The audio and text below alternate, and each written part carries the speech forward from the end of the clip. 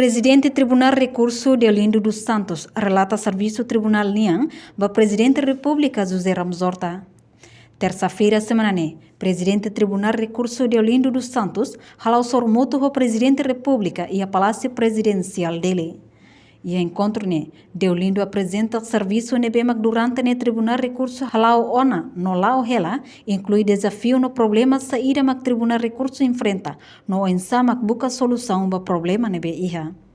Além de Presidente da República moça caracatena implementação Lei Organização Tribunal Judicial, nebe Parlamento aprova ona, quando a cria Tribunal Primeira Instância sanulu recintolo, hatene moscatak agora atuhili processo fontolo, no dadaukne obra ba Tribunal dili la ohela.